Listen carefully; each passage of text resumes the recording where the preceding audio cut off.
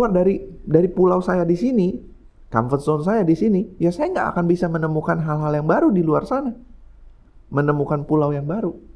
Betul, tapi kan? Itu balik lagi kepada kita juga harus berani memilih gitu kan. Betul.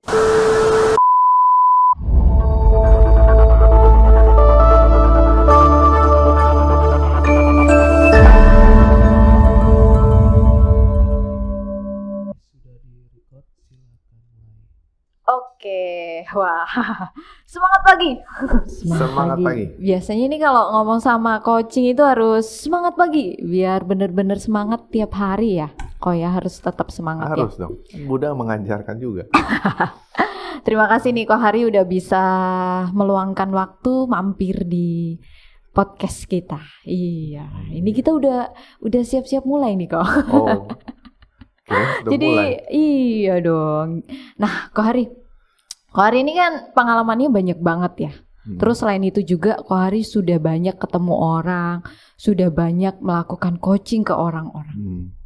Pasti kan setiap orang beda-beda kan ya Ko. Iya. Jangankan orang lain, saya sama Ci Irma aja udah beda. Sorry ya Ci, kita beda.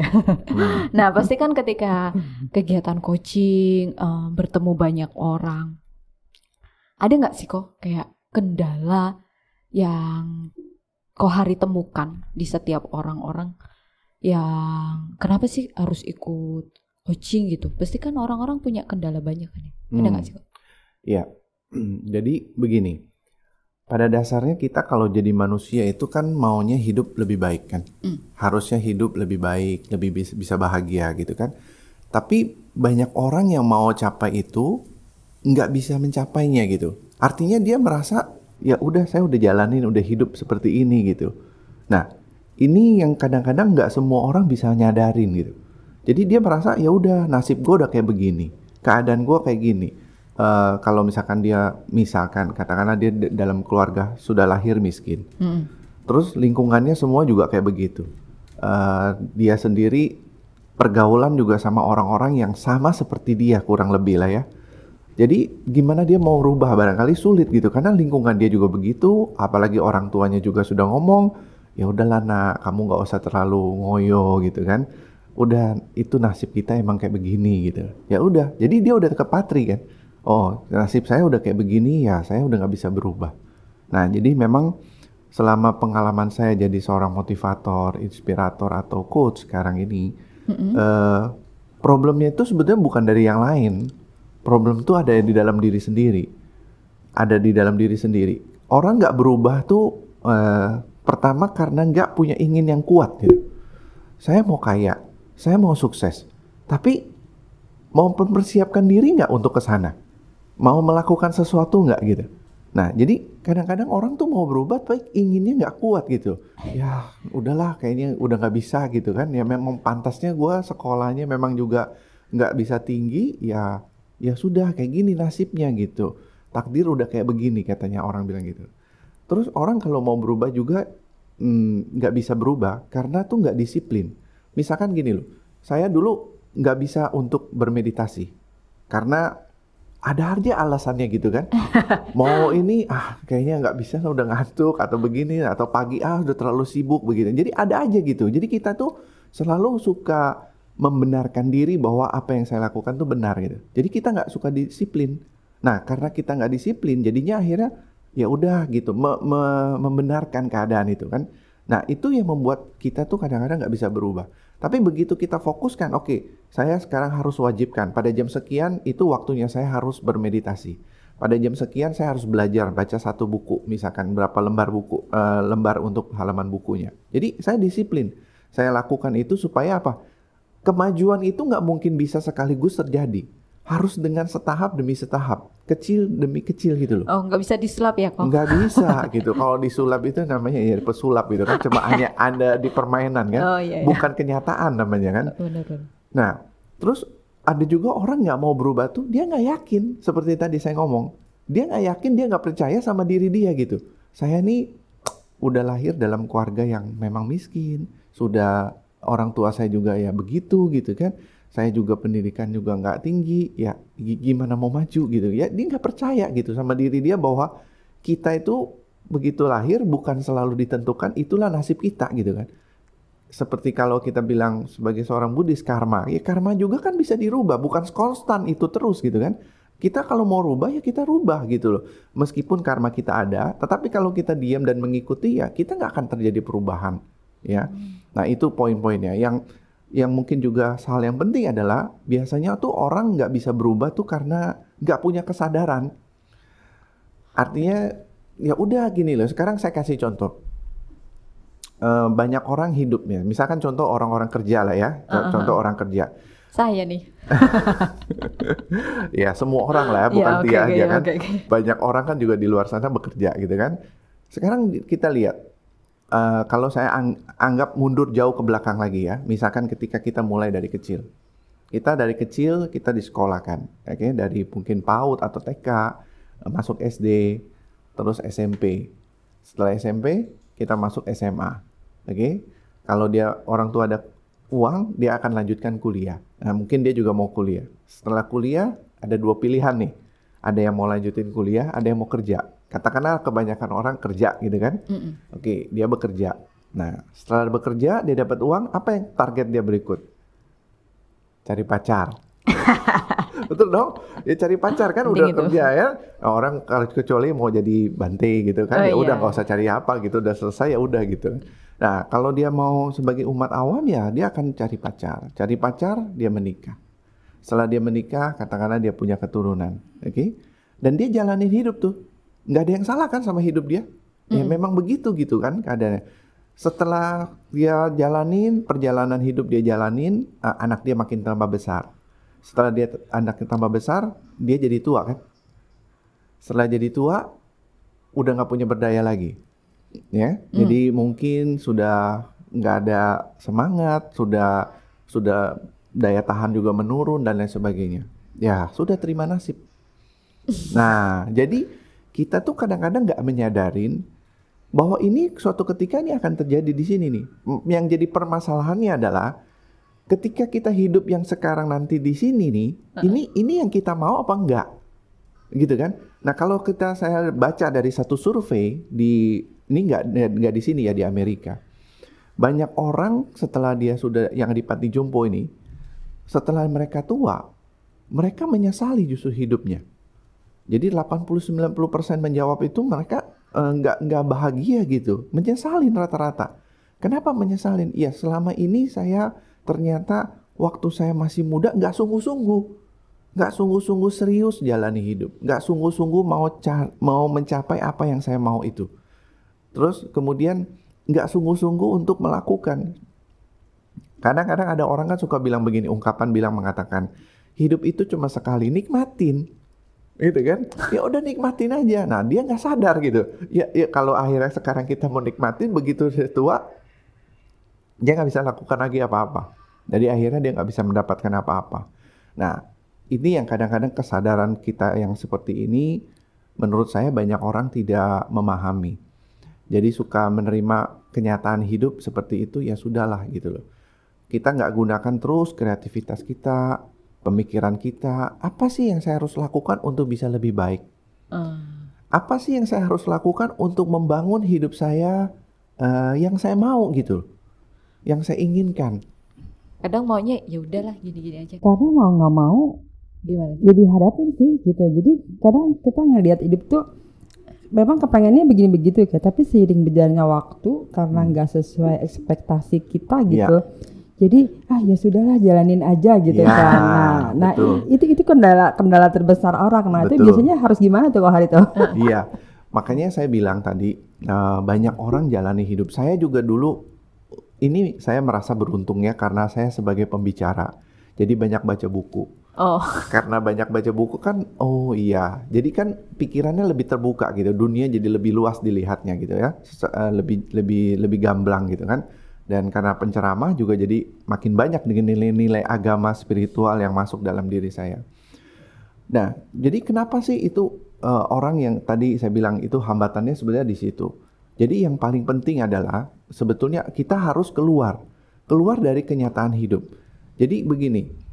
Orang itu kalau dia nggak sadar, dia berada sekarang dalam satu comfort zone. Ya, dia nggak merasa nggak ada yang salah gitu kan. Saya ya masih hidup-hidup aja kok, kerja juga kerja gitu kan, lakukan sesuatu juga lakukan gitu, bisa ke sana, bisa ke sini gitu. Tapi hidup yang seperti apa yang dia inginkan gitu kan. Nah, kalau dia cuma hanya yang begitu aja ya nggak apa-apa juga gitu. Memang nggak ada yang salah sama hidup gitu. Tapi kalau kita memang ingin lakukan sesuatu, lakukan untuk lebih banyak yang bisa kita lakukan, yang kita bisa perbuat untuk hidup ini, bisa membangun hidup kita dengan lebih baik, dan kita bisa memberi kepada orang lain lebih banyak. Karena contoh gini, kalau kita berada dalam satu kesulitan dalam hidup atau kemiskinan dalam hidup, kita nggak mungkin bisa nolong orang banyak orang, betul kan? Tapi kalau kita punya sesuatu kelebihan, pasti kita akan lebih banyak bisa menolong orang. Nah, ya kan? Gitu. Jadi dan nggak salah menurut ajaran agama juga menurut saya nggak salah gitu. Asal yang paling penting adalah begini, kita boleh kaya tapi jangan terlalu melekat gitu loh.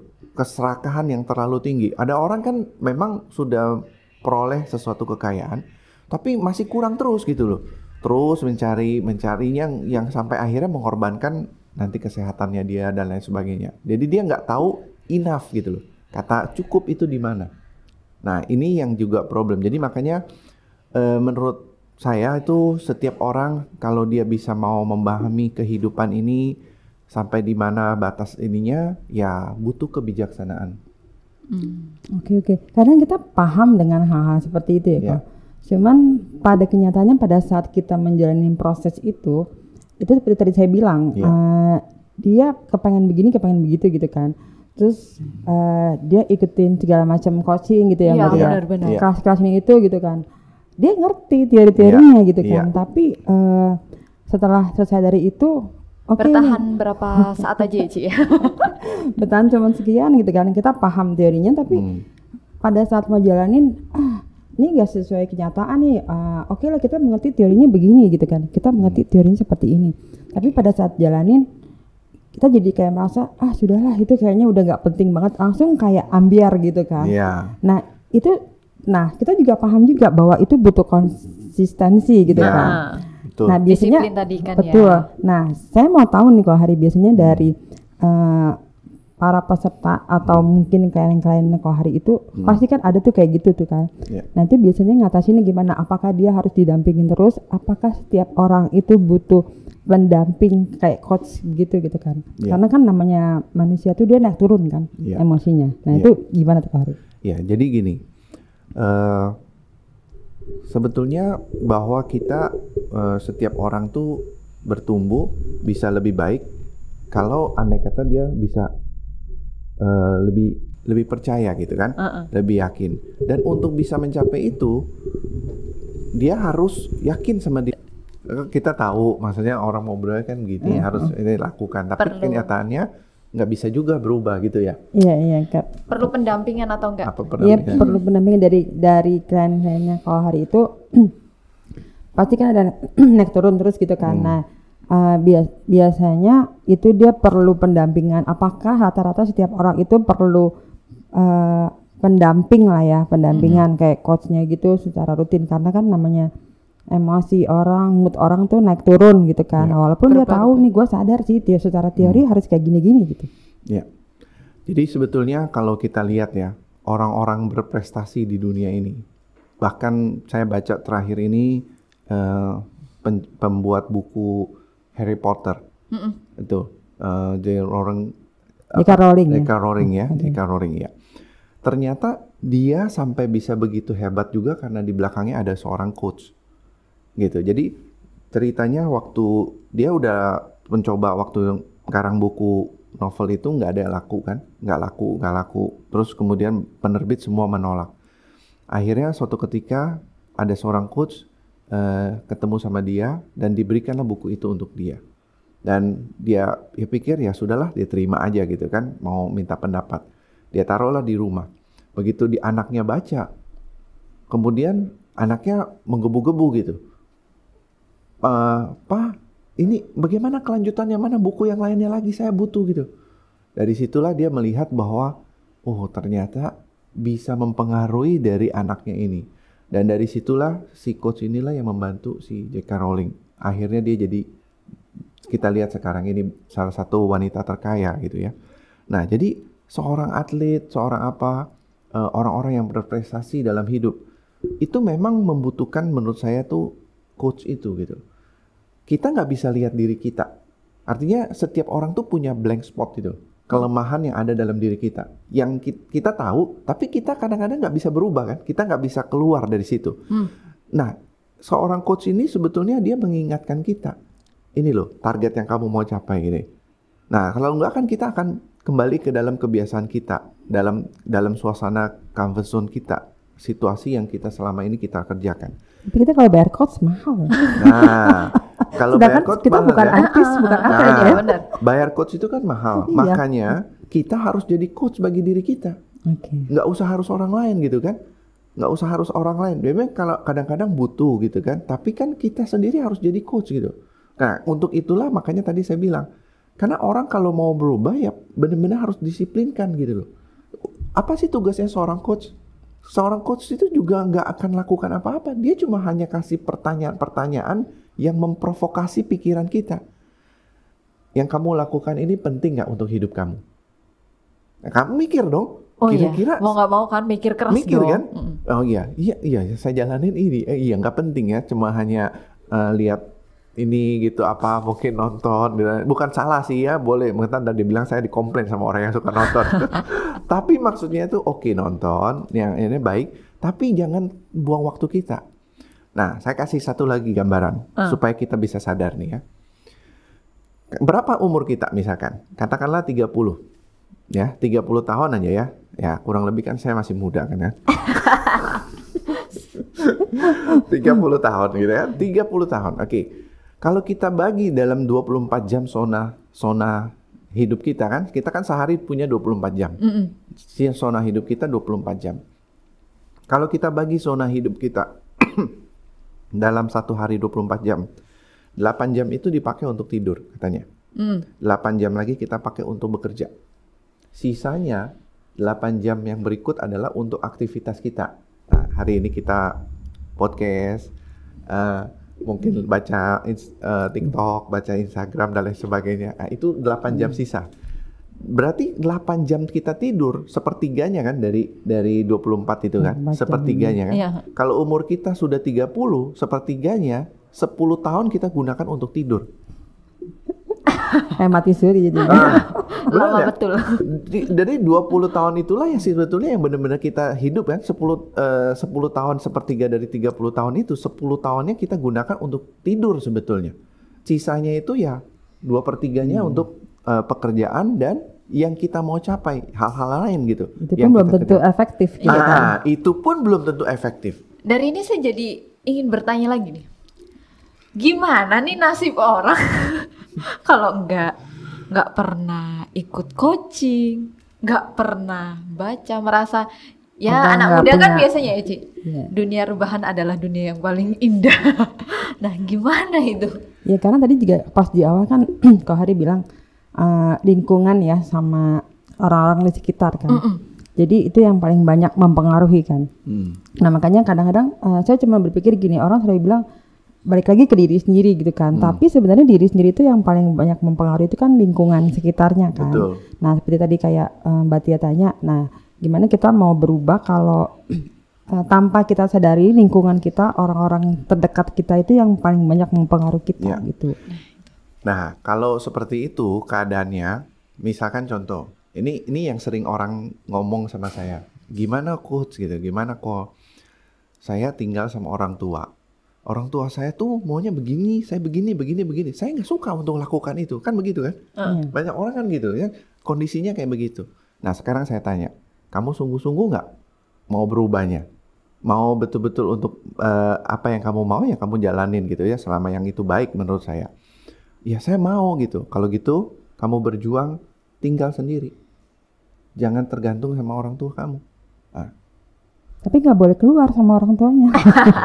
ya, Karena ada kayak nggak ya, begitu. betul. Kalau sampai nggak bisa keluar, ya kita juga kan nggak boleh apa namanya kurang ajar sama orang tua. Karena orang tua itu bagi kita sebetulnya Mudah di rumah. Hah? Orang tua itu adalah Buddha di rumah. Iya, Buddha di rumah, bodhisatwanya kita ya. Jadi karena dia kita nggak ada di sini. Ya kita harus jalanin. Tetapi ada orang, saya pernah dengar cerita begini. Orang tuanya dia suruh harus jadi dokter. Tapi dia nggak mau jadi dokter. Dia senangnya belajar kesenian. Gitu, belajar musik. Jadi karena ini adalah untuk tugasnya orang tua minta, saya jalanin. Tapi saya juga jalanin. Saya kuliah jadi sambil 2 begitu. Saya tetap kuliah di sini, tapi saya juga belajar untuk musiknya saya, untuk yang saya suka, passionnya saya di situ gitu. Ya akhirnya setelah sudah batas tertentu kan pasti nggak mungkin orang tua sama kita lagi gitu kan. Ya mungkin bisa jadi ya pada saat itulah kita bisa jalankan gitu. Jadi ada juga satu peristiwa, oke, saya sudah selesai. Yang papa mama inginkan saya kuliah. Ini saya sudah kasih gelarnya untuk papa dan mama. Sekarang saya ingin menentukan jalan hidup saya. Ada juga yang begitu gitu kan. Ya udah, ini yang papa mama mau saya jalankan. Tapi saya biarkan sekarang saya mau jalanin hidupnya dengan apa yang saya inginkan gitu. Nah, jadi seperti itu gitu.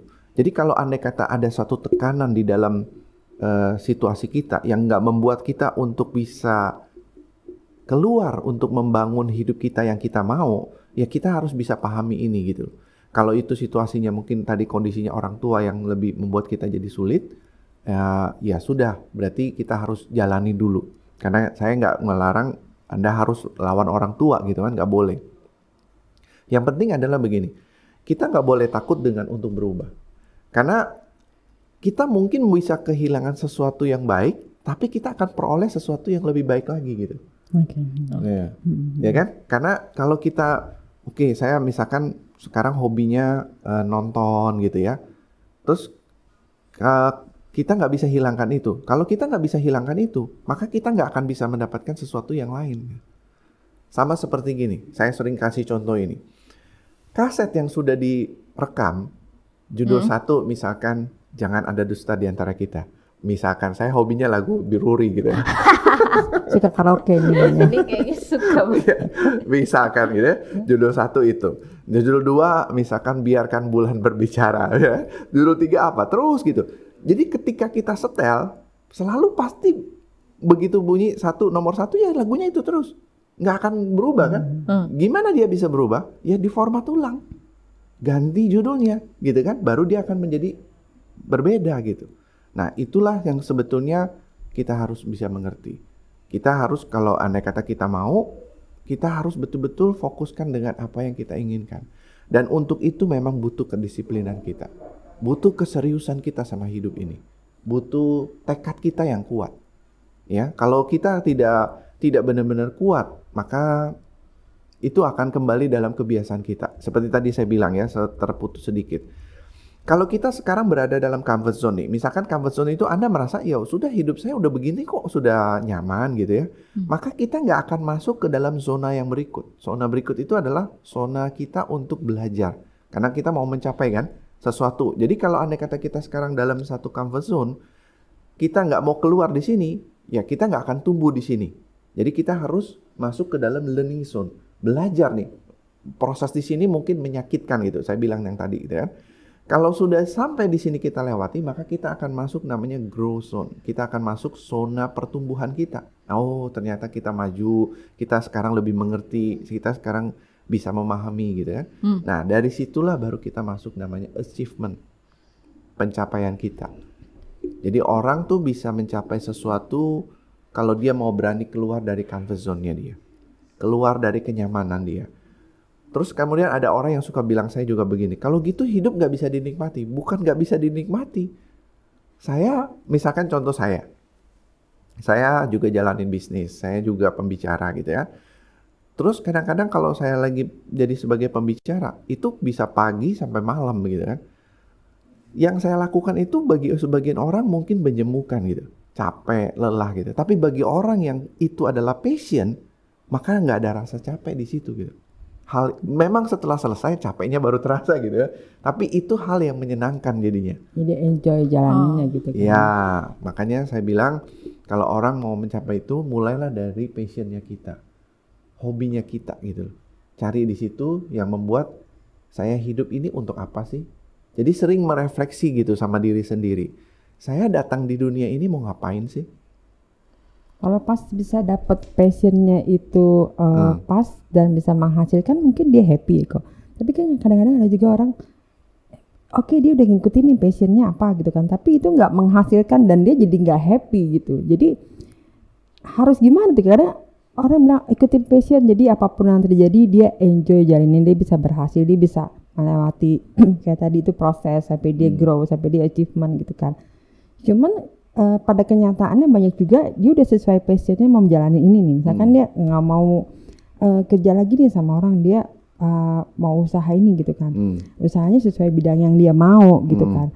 Tapi pada saat perjalanannya dia nggak berhasil gitu, sehingga dia pikir udahlah, ternyata nggak bisa nih gitu kan. Akhirnya dia balik lagi gitu kan. Nah kadang-kadang hal seperti itu loh kok. Jadi kita mau naik tapi kelempar lagi gitu. Iya, begini, makanya ini betul-betul harus disadari ketika kita masih muda. Sangat bagus sebetulnya. Saya pun terlambat menyadarinya.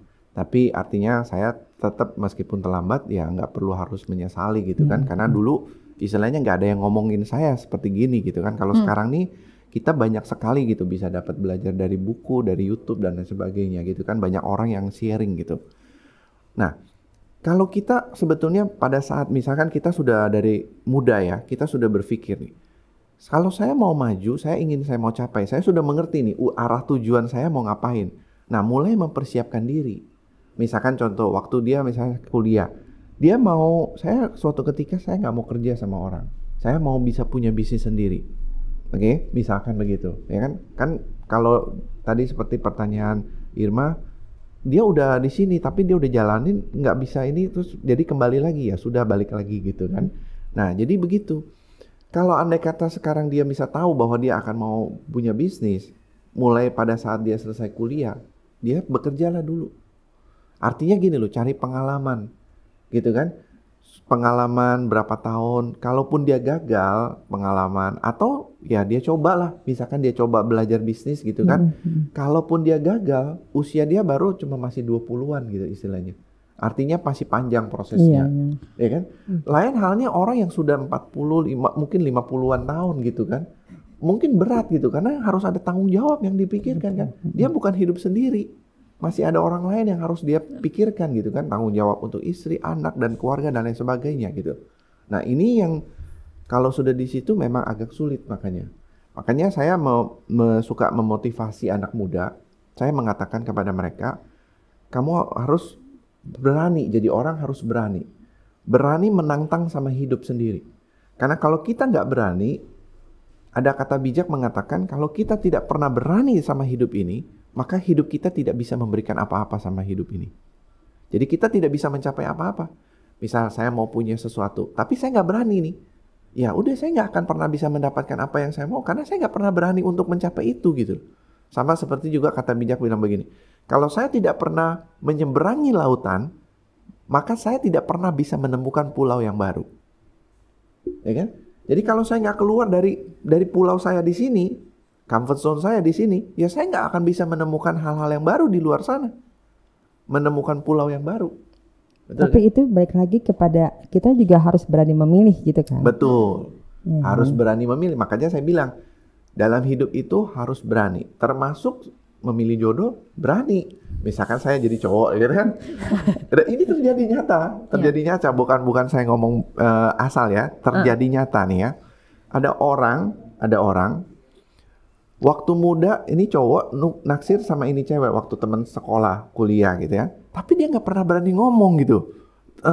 Nggak berani ngomong, setiap itu cuma bisa mandang gitu, nggak pernah. Karena takut dalam pikiran dia, gimana kalau saya ditolak? Gimana kalau saya dimaki-maki? Gimana? Jadi pikiran itulah yang membuat dia nggak pernah berani untuk maju kan. Suatu ketika akhirnya ya sudahlah selesai. Jadi akhirnya dia menikah, dia juga menikah.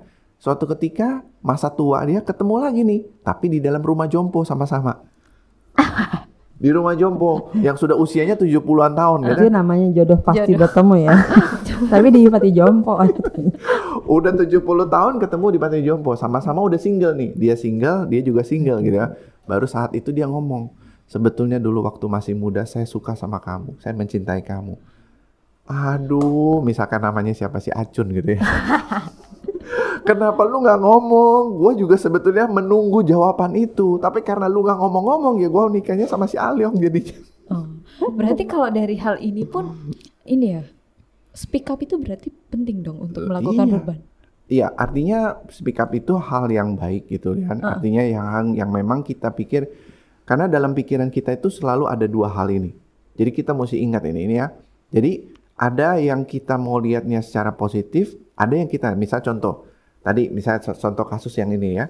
Kalau saya ngomong nanti ditolak. Dia marah-marah atau ditolak. Ditolak. Saya bisa dimaki-maki atau dilaporin satpam misalkan, atau di orang tuanya. Gitu kan? Itu pikiran kita begitu kan? Tapi kalau cara kita berpikir kita balik, oke, gua mau ngomong. Kalaupun ditolak, nggak apa-apa. Ya sudah, berarti gue tahu dia nggak suka. Nggak ada yang salah kan? Nggak mungkin dia bunuh saya. Tapi karena kita nggak berani dan kita ketakutan ini yang selalu mendorong kita, makanya kita nggak pernah maju-maju. Ini yang suka kita betulnya dari pikiran kita. Makanya tuh Buddha mengajarkan kita sangat-sangat bagus sekali. Pikiran itu pelopor. Pikiran itu pemimpin. Pikiran itulah yang membentuk. Itu, maaf, kalau kita bisa beresin itu, maka hidup ini akan jadi jauh lebih baik yang kita bangun. Karena cara kita berpikir itu sudah berubah. Begitu. Oh, pantes ini ya kok. Kalau yang tadi dibilang Ko Hari kan, pikiran adalah pelopor. Pantes ya itu diletakkan di syair pertama. Tapi kok baru sadar Ko Hari ngomong. Iya betul. Aduh. Karena itu kita mau ciptakan hidup ini jadi surga atau neraka tergantung pikiran sebetulnya. Problem apapun dalam kehidupan ini, situasi seberat apapun dalam hidup ini, sebetulnya bagi orang tertentu yang mengerti itu karena persoalan di pikiran aja. Gitu. Iya sih, pikiran, mood biasanya itu paling banyak mempengaruhi sih. Iya. Iya, apalagi kita anak-anak muda, Ci. Mudah banget untuk berubah gitu. Iya. Masih ababil gitu ya. Iya, kayak kita berada di kepepet dulu baru mau melakukan. Rata-rata seperti itu. Iya, Tia sih pernah juga mengalami hal itu. Disuruh ngomong nggak ngomong-ngomong, giliran udah kepepet baru ya udah deh lakukan deh gitu. Ya, jadi itu makanya banyak orang dia berusaha berubah karena dua hal. Karena sudah kepepet, the power of kepepet namanya. Berubah karena udah situasi. Karena saya sedang kondisi pandemi, diberhentikan dari pekerjaan dan hidup harus berjalan, saya baru pikirkan gimana saya harus cari-cari tambahan untuk itu kan. Selama ini kita nggak pikirkan, kita berasa sudah nyaman, kita sudah merasa aman dengan pekerjaan kita. Ya, tapi kita nggak sadari setiap saat itu nggak akan selalu semuanya aman. Karena hidup ini kan semua nggak ada yang konstan abadi gitu, kekal. Semua tuh berasa jalan dengan mulus. Pasti ada gejolak. Itulah kenapa Buddha mengajarkan kita hidup adalah penderitaan. Gitu. Nah, tapi kalau kita mau berubah dengan satu kesadaran, ini yang paling bagus. Nah, sekarang kita mengerti gitu loh, bahwa hidup itu kan nggak selalu nyaman. Hidup itu akan selalu pada kondisi kita naik dan bisa turun. Kita nggak akan selalu nyaman. Maaf. Jadi hidup itu nggak seperti kalau saya sering mengatakan tuh naik tangga eskalator. Jadi orang diem aja, lalu tiba-tiba dia akan dibawa naik ke atas. Benar kan? Boleh minum kok. Kayaknya perlu minum. Biasa. Sangkut. Nah, jadi hidup itu banyak orang tuh merasa seperti itu. Sudah kepepet, baru dia merasa berpikir, saya harus lakukan sesuatu. Kalau enggak, saya nggak bisa membuat hidup saya dengan baik nih. Dan itu menurut saya akhirnya jadi kesalahan. Gitu. Makanya kalau saya bilang juga umat Buddha itu Buddha mengajarkan kepada kita dari penghasilan kita sebetulnya. Jadi kalau saya sekarang belajar tentang juga misalkan finansial gitu ya. Umat Buddha itu harusnya kalau dia mau mengerti ini, saya katakan rasanya dia nggak akan hidup jadi miskin nantinya.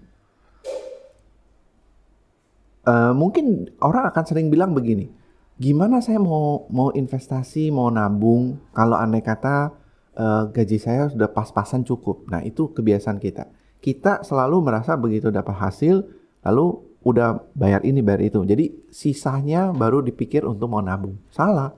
Sebetulnya kita yang harus mulai membiasakan diri, begitu hasil itu kita udah mulai tabung dulu. Ini loh yang untuk, dan saya nggak kutak-kutik.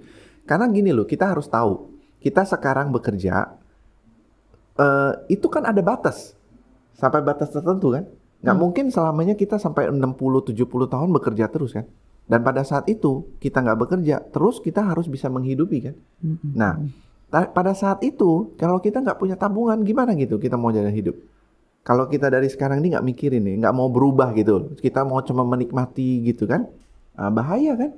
Pada saat disinilah kita timbulkan suatu penderitaan jadinya.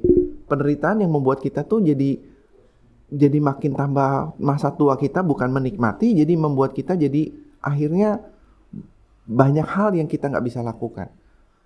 Sakit-sakit, udah nggak ada biaya dan lain sebagainya. Coba bayangin kalau andai kata situasi itu terjadi. Ya, kita sudah sakit-sakit, sudah tua, nggak bisa kerja, mau nolong orang juga nggak bisa akan selalu bantu kita. Katanya nggak bisa mengandalkan orang lain terus kan. Nah, pada saat itu gimana kita mau jalani hidup? Kita akan selalu terus merenungi, meratapi nasib kita kan jadinya. Nah, oleh karena itu kita yang harus persiapkan. Sisihkan sekian, nggak boleh diganggu juga. Tabungkan. Jadi kalau saya sering ngomong, kalau Buddha kan ada ukurannya ya. Tapi kalau saya mengatakan begini, katakanlah 40, 30, 20, 10. 40 dari penghasilan kita dipakai untuk kebutuhan hidup. 30 untuk hal-hal yang kita mau lakukan, kita belanjakan. Misalkan kita butuh ganti handphone, beli mobil atau apa, kendaraan ya. 20 itu kita pakai untuk investasi kita. Ditabungin, persiapin buat masa yang nanti gitu loh. Berapapun pokoknya 20% saya akan masukin gitu. Nah, 10% itulah dipakai untuk berderma. Nah, ini menurut saya pola yang paling mudah lah kalau kita mau jalankan. Jadi supaya hidup kita yang kita mau ke depan itu jadi baik gitu loh. Memang idealnya begitu ya, tapi pada kenyataannya ya, banyak makanya gaji yang habis, gaji habis gitu ya. Buat makanya, lifestyle, buat bayar utang gitu kan. Jadi itulah makanya saya bilang, kalau kita terasa bahwa banyak hal yang harus kita buat, ya kita harus pintar-pintar pikirkan apa sih yang bisa mau menambahkan hasilnya buat kita. Sekarang ini banyak cara menurut saya gitu. Ya. Ya, karena tadi memang kalau balik lagi ke berubah ya kok. Kalau memang pada saat sekarang ini kita mungkin karena di usia kita yang udah lebih dewasa, kita baru sadar nih sekarang gitu kan. Nah kalau masih muda biasanya mungkin agak nyantai. Nah justru itu permasalahannya gini kok. Kalau pada saat di usia segini kita baru sadar ternyata banyak hal yang kita lewatin gitu kan. Nah otomatis kita jadi kayak merasa stuck gitu.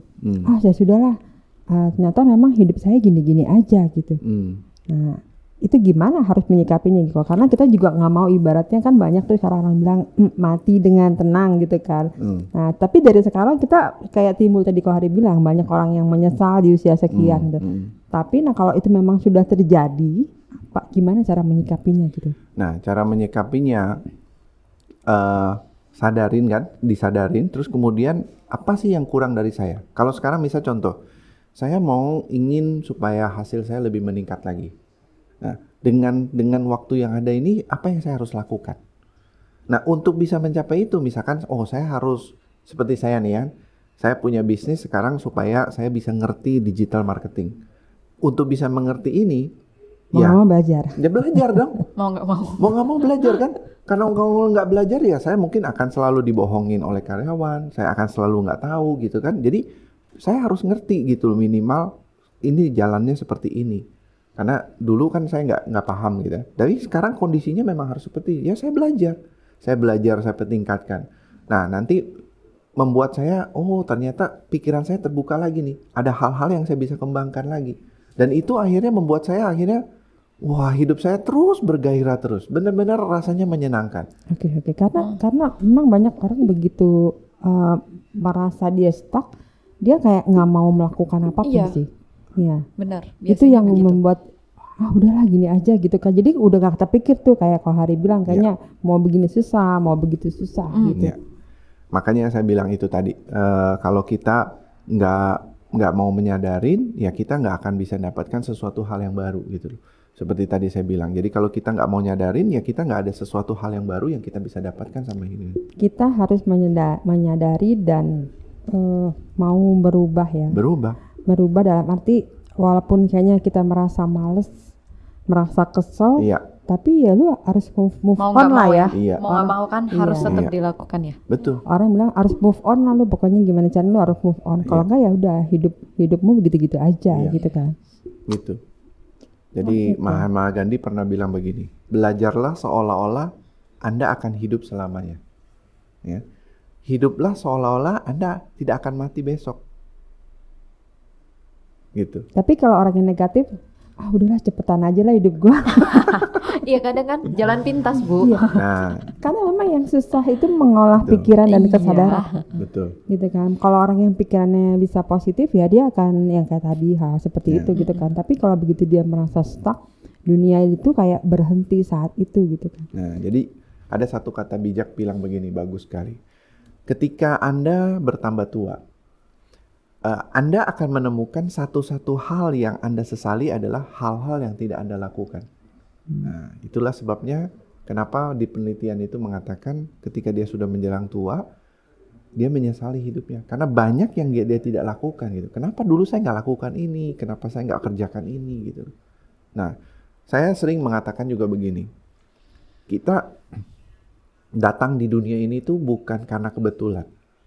Kita datang di dunia ini sebetulnya ada maksud gitu.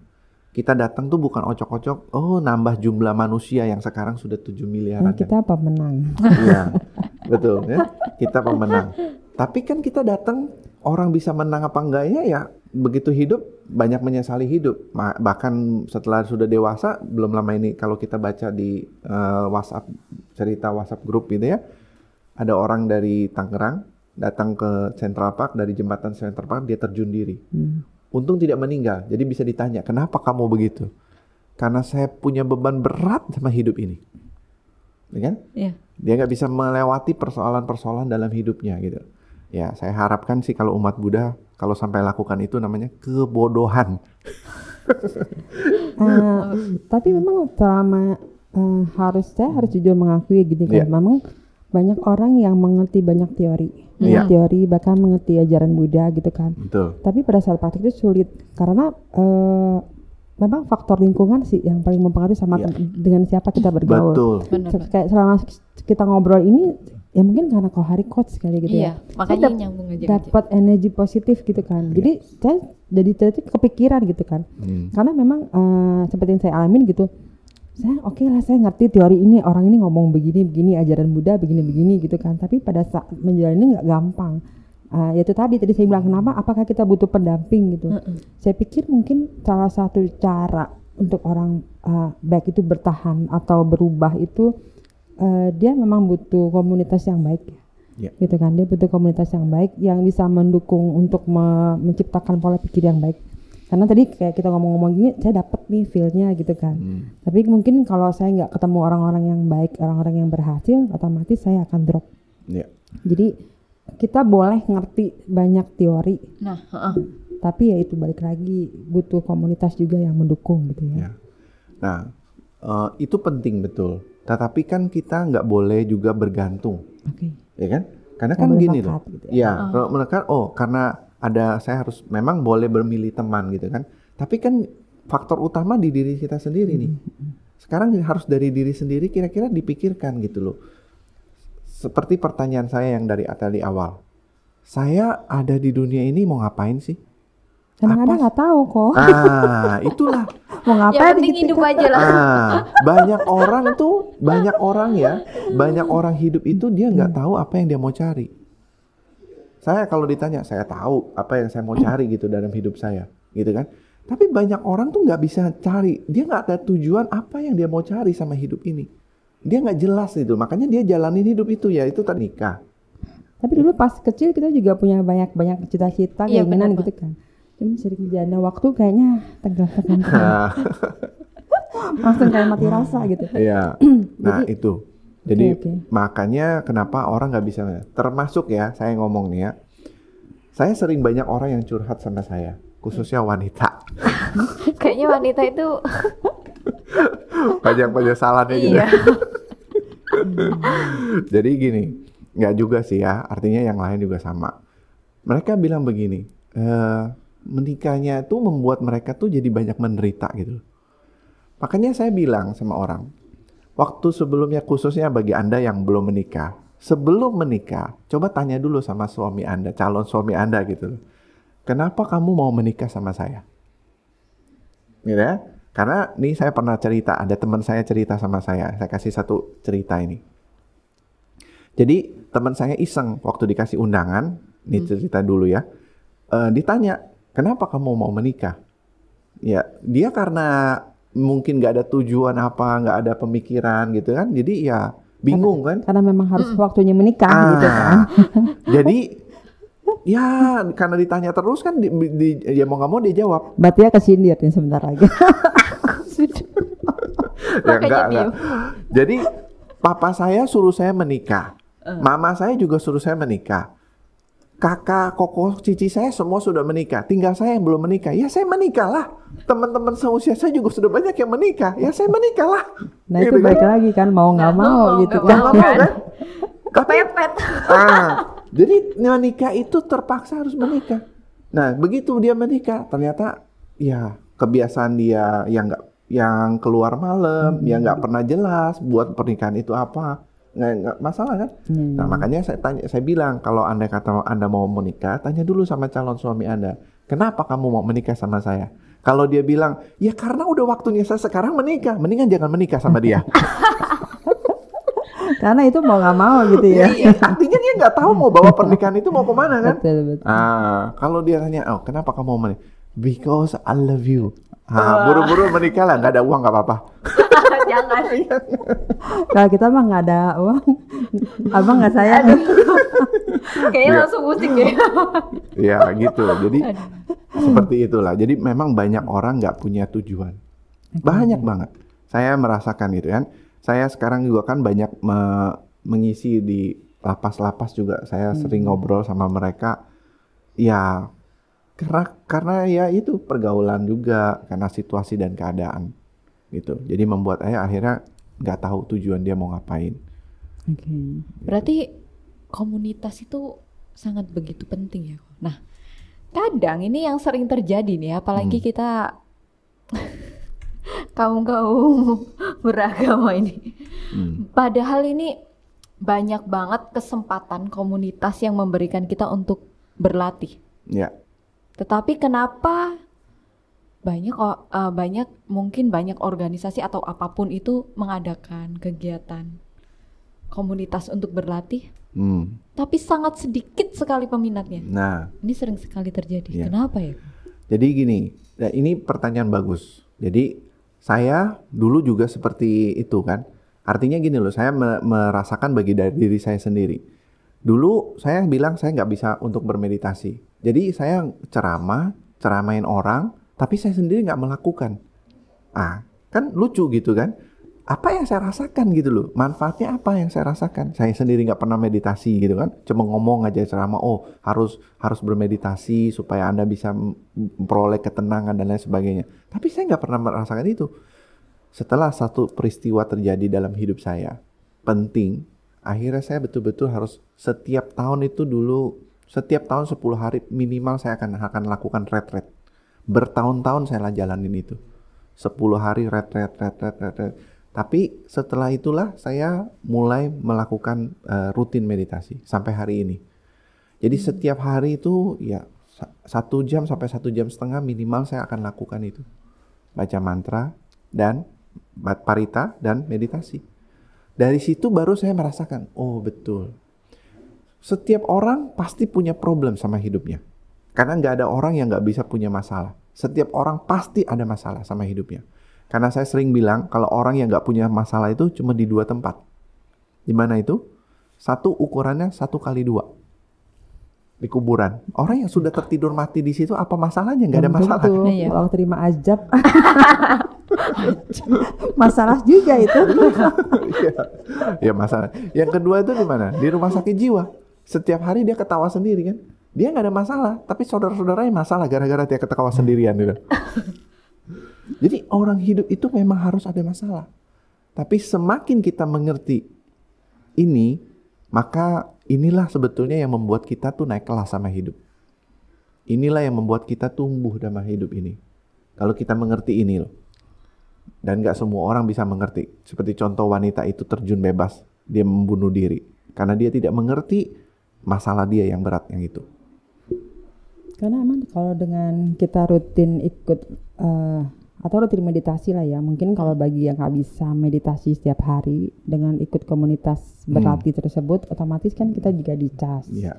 Nah seperti tadi kau Hari bilang kan, kalau kita mau berubah kita harus sadar dulu nih. Nah gimana kita mau sadar kalau setiap hari kita sibuk berpikir kan? Iya. Nah dengan retret meditasi atau latihan berkesadaran kan otomatis itu dilatih lagi. Betul. Kita kayak jadi berpikir ke diri sendiri lah gitu kan, nggak sibuk terus gitu kan. Makanya ketika kita lagi banyak persoalan dalam kehidupan, sering-seringlah lakukan itu. Dari situlah kita nggak tahu loh. Saya tuh justru menemukan momennya itu pada saat lagi di dalam kondisi lagi latihan meditasi. Baru saya tuh bener-bener konstan jalan. Makanya itu saya bilang kalau kita lagi banyak persoalannya ini, kita harus kembali ke dalam ajaran kita. Masuk di dalam situ. Pahami dan apa sih yang selama ini ya supaya ya meditasi adalah cara yang paling bagus menurut saya. Cara yang paling bagus karena di situ kita akan belajar untuk memang sulit gitu ketika lagi banyak persoalan dalam hidup gimana mau pikiran jadi tenang tapi paksakan gitu loh.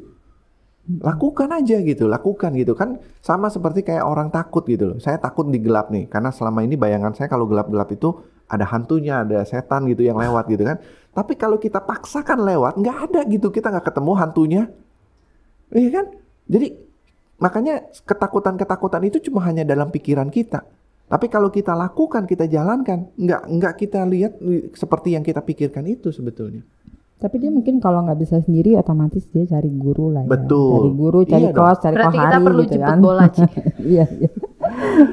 Dan ini pesan saya.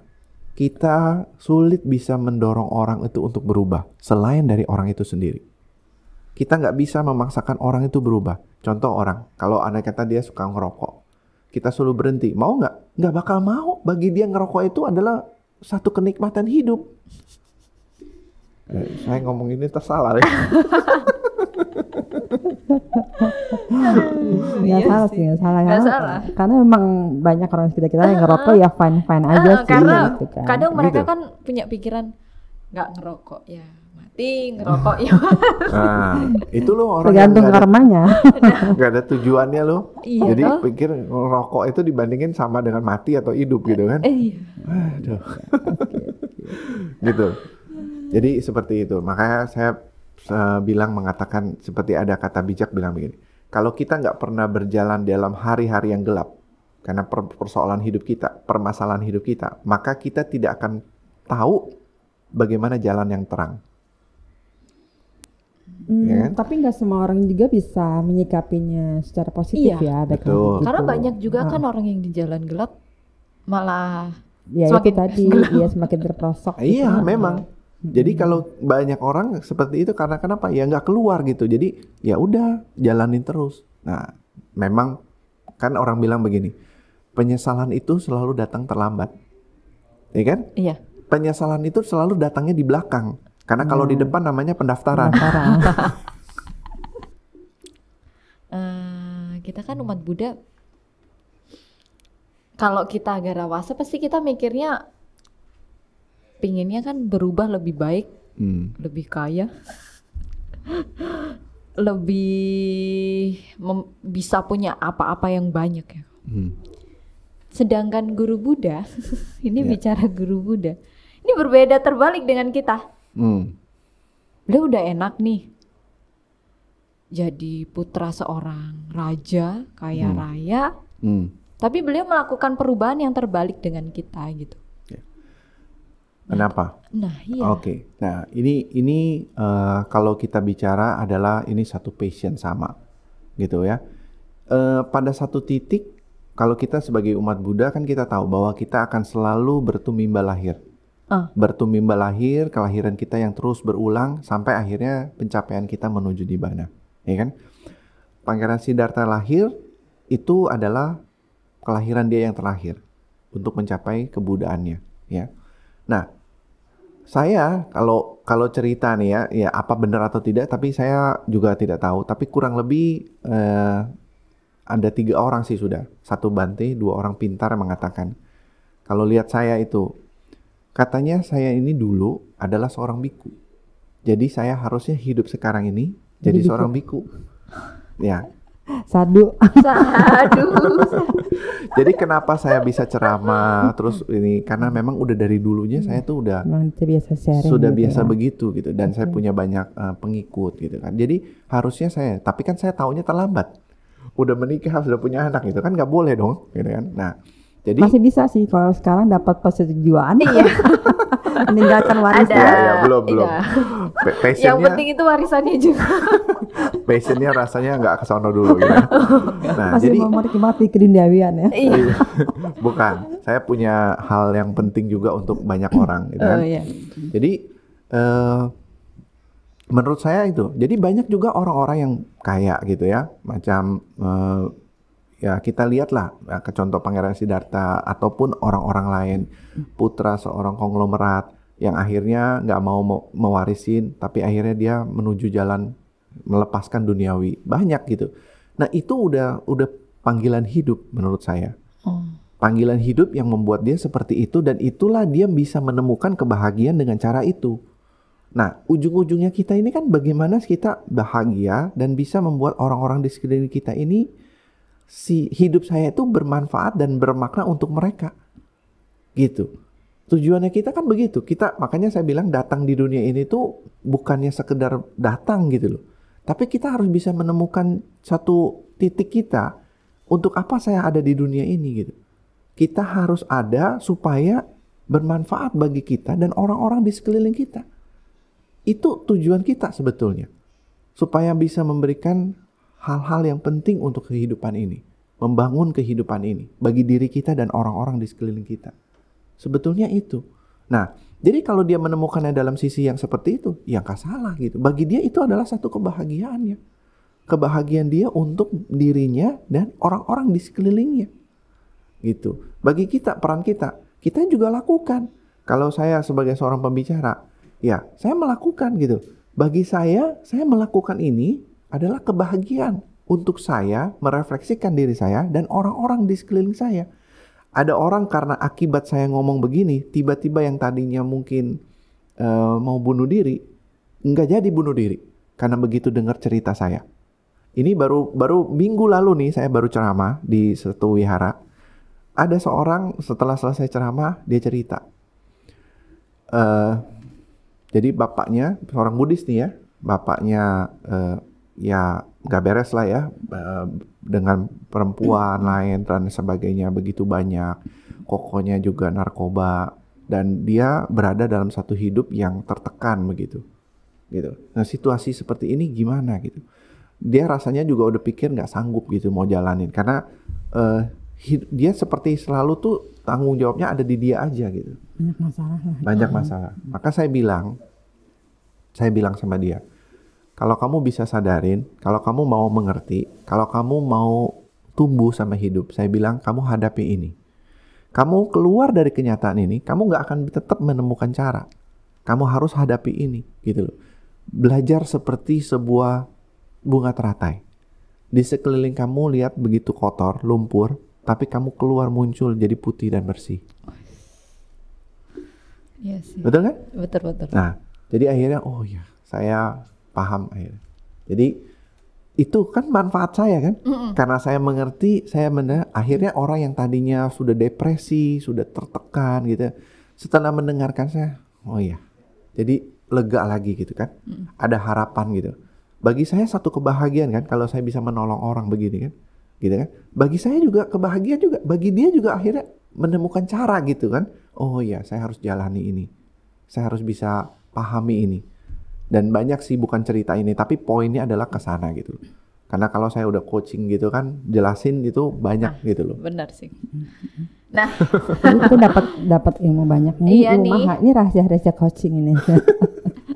Tapi memang kalau saya coba tambahkan berarti ya tadi kalau saya sendiri belajar dari perjalanan kisah dari Pangeran Siddhartha sampai menjadi Buddha, termasuk tadi ya, dari beliau di kerajaan menjadi pangeran yang kaya, kemudian mau menjadi pertapa, itu memang juga dibutuhkan pengorbanan besar. Tapi kita bersyukur aja sebagai umat Buddha itu, Buddha itu contohinnya dari beliau jadi pangeran loh, bukan istilahnya jadi orang awam gitu kan. Nah itu banyak banget kisah yang bisa kita dapat dari situ. Dari dia bertransformasi dirinya itu dari perjalanan hidupnya itu. Kan nggak gampang dari kaya tiba-tiba harus jadi pertapa. Ya mungkin banyak lah kita bisa baca sendiri kisahnya ya. Tapi untuk berubah dari nyaman menjadi nggak nyaman, orang kan dari nggak nyaman ke nyaman. Nah kalau Buddha sendiri dari nggak nyaman awalnya, dari nyaman awalnya menjadi nggak nyaman. Tapi tujuannya besar. Jadi ya kita bersyukur ya sebagai anak Buddha gitu kan, belajar transformasi diri dari perjalanan itu. Nah prosesnya memang kadang-kadang kita butuh orang-orang yang pendamping kompeten kayak Coach Hari ini gitu kan. Belajar Buddha gitu, itu aja sih. Iya. Ini terakhir ya. Terakhir, berapa banyak loh saya mau tuangkan. Padahal saya juga banyak yang mau ditanyakan ini kok, tapi ya gimana ya. Tadi kan udah banyak inspirator yang kita dengarkan, baik dari Kohari, baik dari perjalanan kehidupan guru Buddha itu ya Ci ya, seperti Ci Irma katakan tadi. Ada nggak sih menurut Kohari nih ya, dengan ajaran Buddha, tips untuk kita itu bisa yuk lakukan perubahan dengan cara apa aja? Ya, jadi Buddha mengajarkan ada 5 cara untuk kita menyikapi satu perubahan. Pertama, kita harus sadar, kita harus punya keyakinan, yakin bahwa kita ini yang mampu berubahan itu, yakin bahwa kita bisa mendapatkan apa yang kita mau tuju gitu. Jadi sadar itu penting. Dari mana kita mau dapatkan untuk bisa sadar ini? Nah itu pengertian pertama dari istilahnya pariyati, pengertian tentang yang kita yakin ini. Kedua, melalui suatu pengenalan. Ya, pengamalan kita, ya, namanya pati-pati. Yang ketiga adalah melalui satu penembusan, hasil praktek dari perenungan kita itu. Artinya disebutnya patiweda.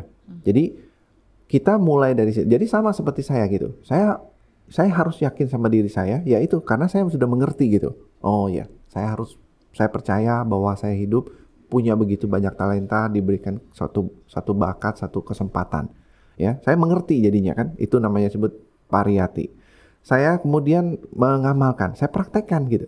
Nah, itu. Dan kemudian merenungkan. Yang kedua, kita harus punya sila. Sila itu adalah dari etika dan pengendalian diri kita. Sila ini adalah satu fondasi dasar. Ibarat satu bangunan, dia ini adalah fondasinya gitu. Segala sesuatu hal yang bisa orang salah, karena dia tidak kuat silanya menurut saya. Gitu ya. Makanya kenapa di ajaran Buddha dengan adanya hiri dan otapa. Gitu ya, itu untuk juga menguatkan kita saat melakukan sesuatu. Jadi kalau kita kuat di situ, maka sila kita jadi kuat gitu, ya. Yang ketiga itu disebutnya bahu saca, ya. Kalau kita mau membuat satu perubahan, kita harus punya pengetahuan luas. Kalau kita punya pengetahuan luas, jadi kita bisa melihat spektrumnya ini jadi jauh lebih luas gitu kan. Jadi kita tahu, oh ini seperti ini. Jadi akhirnya kita bisa tahu apa yang harus kita lakukannya. Nah, yang keempat itu disebutnya wirya ramba. Artinya kita harus selalu rajin dan semangat. Jadi semangat untuk terus membangun hidup ini. Rajin untuk terus memberdayakan diri kita, membangun hidup kita dengan apa yang kita mau itu. Ya, itu yang kita harus. Yang kelima adalah panya. Ya, kita harus memiliki satu pengertian dan pikiran benar dan pengertian yang benar. Ya, dengan kebijaksanaan itulah kita bisa melihat. Kalau saya mau jalanin ini hal yang baik untuk hidup saya apa enggak? Nah, dari situ kan kita tahu gitu loh. Kita ini berubah menjadi lebih baik atau tidak baik. Nah, kalau tidak baik kan akhirnya kita tahu, oh ini tidak akan menuju jalan yang baik. Jadi nggak perlu harus saya jalankan. Nah, itu butuh kebijaksanaan kita, pengertian dan pengetahuan kita. Begitu. Wah, thank you ini kok. Karena waktu sudah Habis ya? Iya, cukup. Nah, terima kasih. Berarti ini ada 5 tips yang harus kita selalu ingat ya, Koh, untuk melakukan perubahan. Dimana kita perlu apa aja tadi, Ci? Sada, sila, bau saja, wirya, dan itu apa? Yang terakhir adalah Panya. Oke, terima kasih Ci Irma, terima kasih Koh Hari untuk hari ini. Semoga bisa menginspirasi untuk semua orang. Sadu.